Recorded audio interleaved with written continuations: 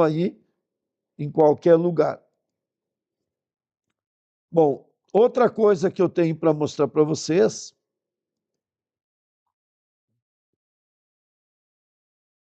Essa aqui é bala.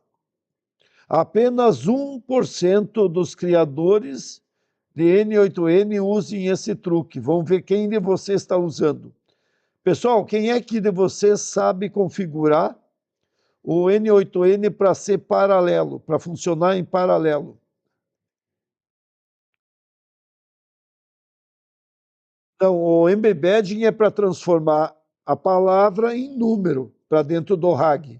O fato de ser RAG semântico é, em vez de tu pegar palavra por palavra para levar para lá, ou pedaços de pedaços de texto, cada 800 caracteres, vamos pensar, ou 800 palavras, ou não sei o quê, em vez de tu levar dessa forma, quando tu faz RAG semântico, tu quer pegar a frase.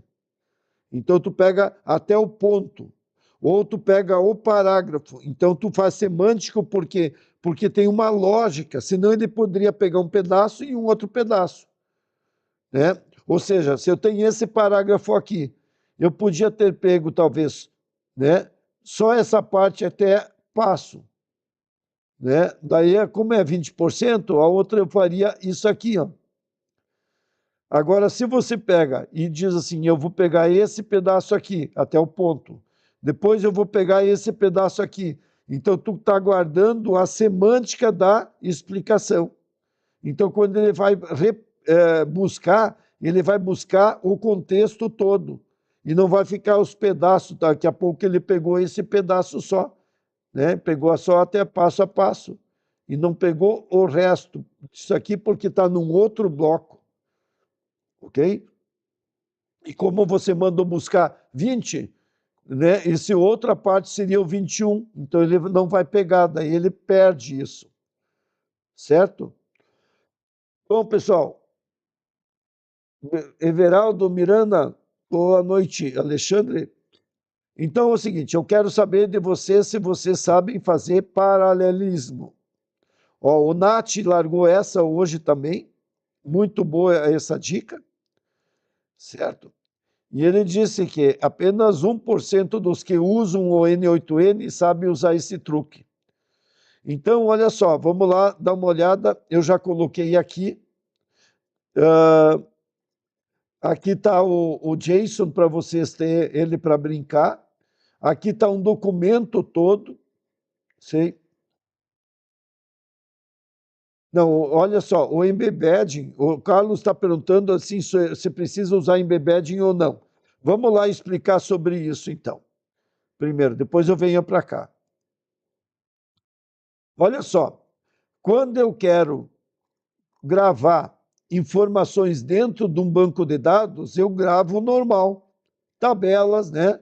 Ó, Supabase. Vamos ver se eu abro aqui. Ó, quando eu tenho aqui minhas tabelas, isso. Ó, eu tenho minhas tabelas aqui, certo?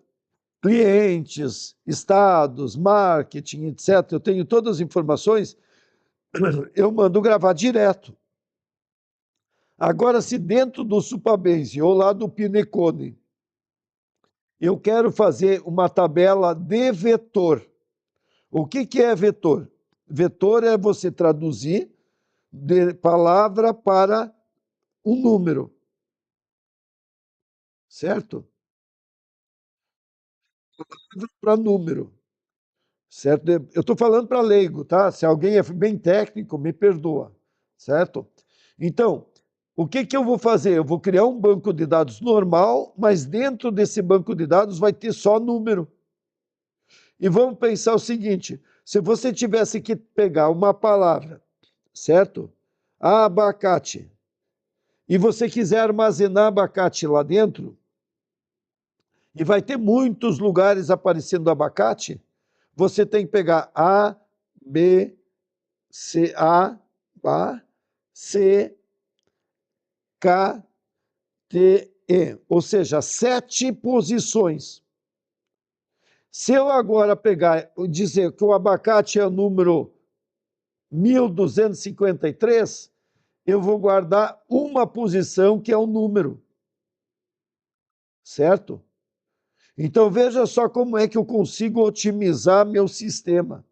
Estou falando isso de uma forma bem leiga, certo? E outra coisa, para mim localizar abacate, eu teria que comparar cada uma das letras e ir descendo. Mas quando eu uso número, eu tenho um número sequencial, então eu vou direto.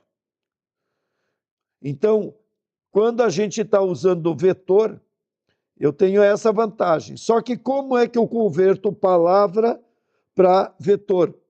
Eu podia fazer uma matriz, né, para cada palavra ter um número, eu pesquiso lá, e esse trabalho de conversão para um algoritmo, etc., foi criado, é usado esse embedding. Então, várias empresas, inclusive a OpenAI, ela tem esse serviço de embedding. E aí a gente usa um modelo, o modelo, né, embedding 3 small, embedding 3 large ou embedding ADA 002. Então, é um modelo do algoritmo que faz essa conversão. Entendeu, Carlos? Então, quando eu quero, né, otimizar um sistema, e aí daí tem outra razão que é quando a gente tem um sistema de vetor armazenado com número e que tem múltiplas dimensões, eu posso guardar informação e quando eu vou recuperar, eu quero buscar as coisas que são similares. Por isso que o embedding tem essa função de botar as coisas que têm a ver, isso aqui que é de gato, cachorro, etc. Isso é pet, então está próximo. Né? De cavalo está um pouco ali. Mas se eu estou falando de planta, talvez está bem longe. Mas a planta tem a ver com o cavalo? Tem. Tem a ver com o cachorro? Não. Né? Então, essa relação toda é feita através do embedding para gravar aonde ele vai gravar dentro da base de dados. Ok? Beleza? Então, quando eu uso o RAG, sempre eu vou ter que estar usando um embed para levar informação ou para buscar, que nem aqui eu estou querendo buscar, ele vai usar, né, o embed aqui embaixo, para recuperar, porque quando eu perdi uma palavra, ele vai ver aquela palavra, qual é o número que ela tem, né, qual é as relações que você tem em redor dela. Certo?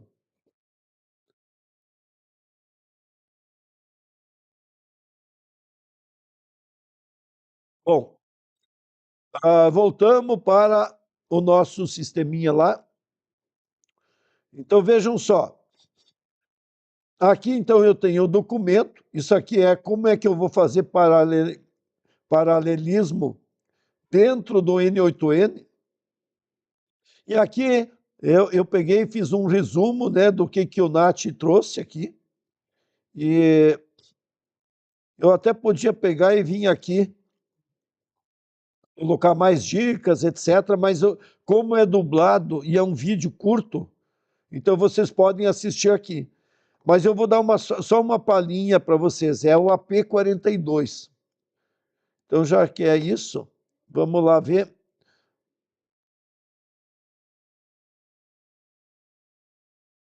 Eu vou sair fora aqui. AP42. Está aqui ele. Ó.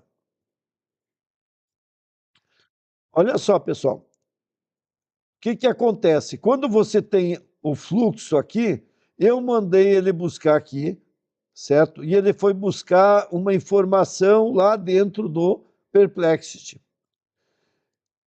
E eu podia estar mandando ele executar muita coisa. Só que ele vai ter que rodar uma, depois pegou outra, depois pegar outra, informações, e isso vai estar indo em série. Se eu quero que aquelas informações que ele buscou, talvez 4, 5 ao mesmo tempo, eu venho aqui, botão da direita, e eu converto ele a subflow, subworkflow. Tá vendo? Ó, a mesma coisa, eu venho aqui nesse nó, converto, e daí quando eu faço isso, o que que eu faço? Ó? Eu vou dar um nome, tá? Nome, e confirmo. Olha só, ele tirou e transformou em um sub-workflow. Né? Posso fazer o mesmo aqui. Eu transfero isso a um sub-workflow também. Ó. Sumiu o RAG aqui. Ó. Ele não está mais aqui. Então, quando a gente agora ele está rodando em outro lugar, qual é a vantagem de ter o workflow sub? Veja, é como se fosse uma função. Se eu tiver que mandar ele sempre usar em todo o sistema, eu não preciso, né, ficar replicando. Se eu tiver que mudar alguma coisa, eu mudo num lugar e ele vai valer para muitos sistemas.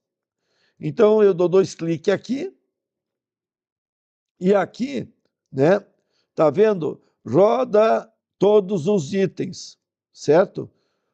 Ou tu diz que tu quer que roda cada um dos itens. Então, agora, o que que acontece? Se eu dou essa opção, roda cada um dos itens, eu estou dizendo para ele rodar independente cada um, certo? Então, imagina que você tivesse 4 ações aqui dentro, 10 ações aqui dentro. Se eu mudo aqui, certo? Eu vou pegar e mudar para que cada item que tem. E aqui, ó, adiciona a opção, tá? Aqui eu posso dizer, espere ele completar ou não. Então eu ativo aqui, certo? Então esse aqui é o que eu consigo fazer para fazer ele se tornar paralelo ou não. Eu tenho que ter um sub-workflow para rodar dentro disso aí, certo? Então daí eu consigo estar usando ele dessa forma. Ó, da mesma forma aqui, tá?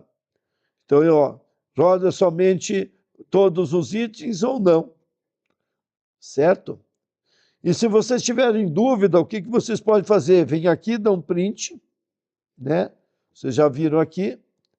Ó, dá um print nisso aqui, vai lá para o chat, tá? E pergunta aqui, ó, dá Ctrl V e diz assim, como configuro para ser paralelo, certo?